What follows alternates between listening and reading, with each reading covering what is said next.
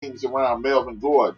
Why didn't they build a team around Todd Gurley with that sorry ass quarterback that they had? Why aren't they talking about building a team around my man up in with the Giants? All this building team around, all this positive reinforcement for this young brother. It's a damn shame, man. It's insane. It is pure insanity. I'm sick of it. And then people want to act like, oh no, I'm just being objective. How is it that this boy Jordan Love out of Utah State, oh well, he threw 17 interceptions. Don't nobody want to talk about out of the 11 starters on his team last year, 9 of them graduated. Don't nobody want to talk about how this is a brand new system. But when you talk about this bum Justin Herbert up in Washington, you want to mention that he got a new coach and he looked good at the fucking Senior Bowl. So fucking what? He looked good at the Senior Bowl. Did he look good at the senior year? Remember, this is a kid that was supposed to be the first player picked in the draft last year, and he didn't do well enough, so he was forced to stay. So it's starting to get sickening.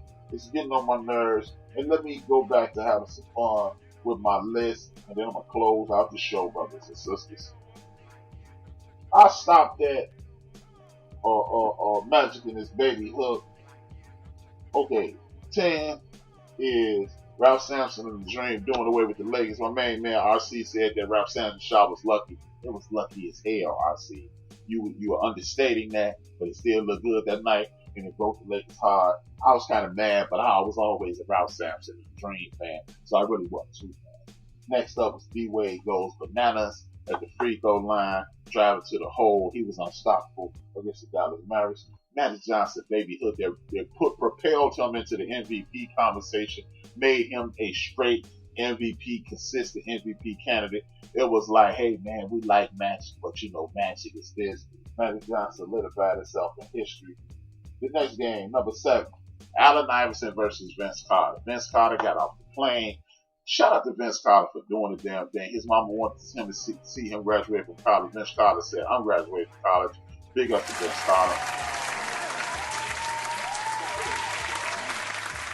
But while everybody was doing all that hemming and hawing, Vince Carter got off the plane, dropped a 37-piece spicy on AI, but AI was too much, and the Philadelphia 76ers beat the Toronto Raptors. Shout out to AI.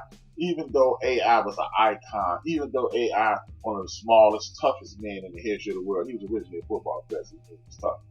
Yeah, I got a football bias too. I see. Big ups to AI, Philadelphia 76ers for doing it. Hey, I was talking to Joe from Houston yesterday, just like Allen Iverson said. For the people who say he shoot too much, I'm people. That's all I got to say. Allen Iverson said it best. If I come down the court with 22 seconds left on, 20 seconds left on the clock, and pass the ball, if it get back to me, y'all didn't want to shoot, so he shot.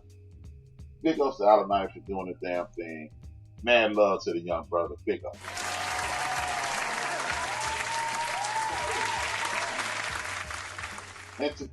Chicago bias has just entered the building. Again, Chicago bias has entered the building, but not really, because the greatest basketball player in the history of the world, aka Isaiah Lord Thomas III, scored 24 points in the fourth quarter against the Lakers on a broken ankle, with a broken bone in his ankle.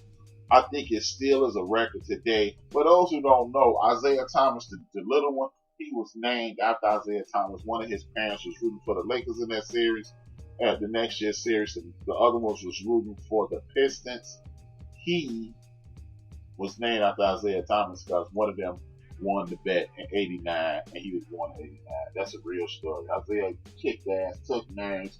They lost with a phantom call. Bill and Bill reputation, and Kareem's greatness prevailed. They lost, but Isaiah Thomas scored 24 on the court on one leg. Big ups to him. Mad love to my main man. West Side in the building, out West in the building. Y'all already know.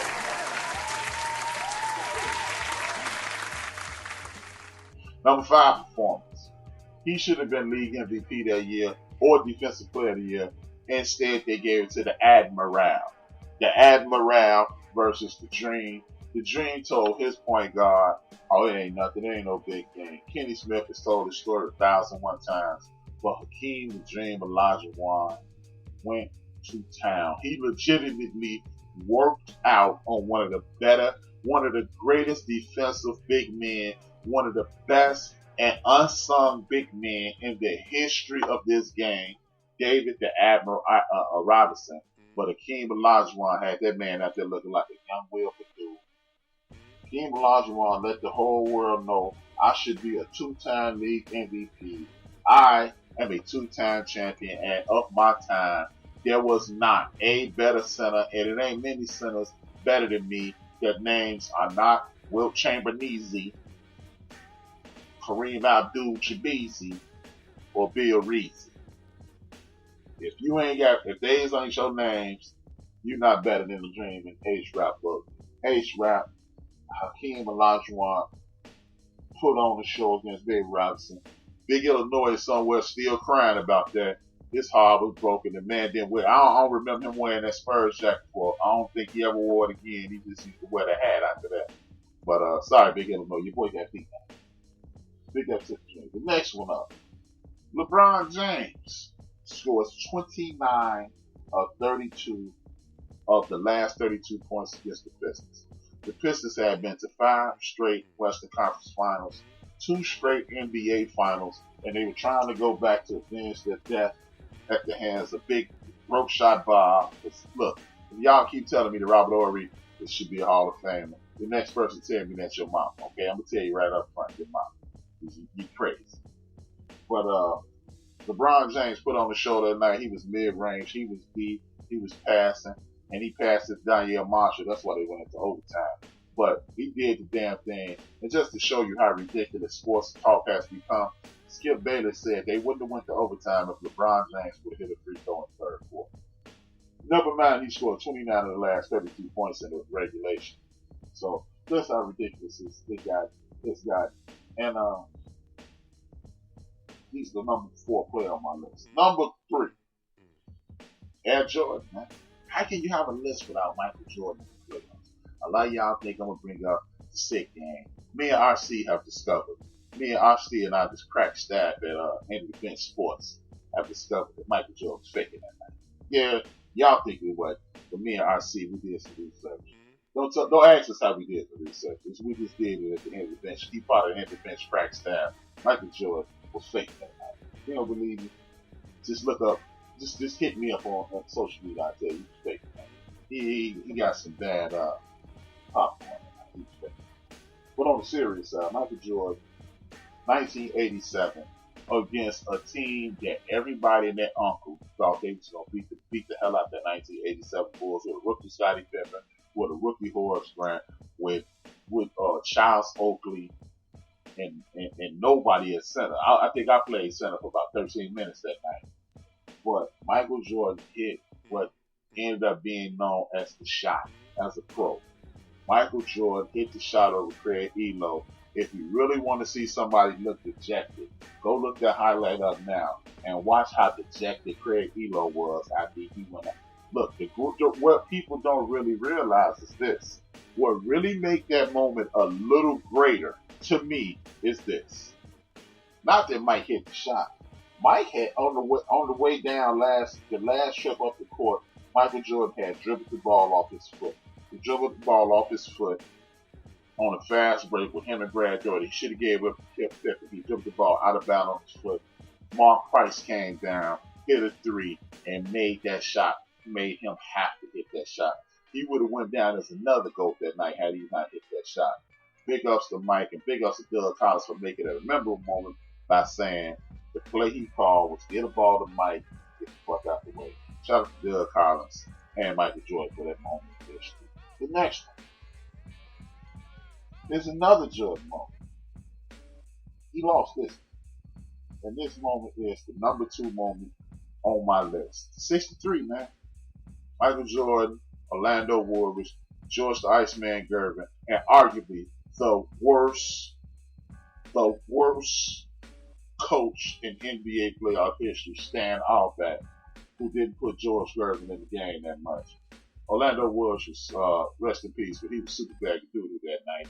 And Mike put on a show. My man RC said he was partying the night before in that flu game. Shout out to RC. I told y'all, RC is part of the end of the bench crack staff. Me and him did some research. We got video of Michael Jordan kicking it with a bunch of ugly chicks. It wasn't even no fine chicks. He was kicking with a bunch of ugly chicks at the party. And that's why his stomach was hurt, because he saw some pictures how ugly those chicks were. And then he stopped throwing up all over the place. We got you on tape, Mike. You can't sue me. That's how I expose you on all the pictures. And then you're really out of crime means that you see some of the mud ducks you partying with.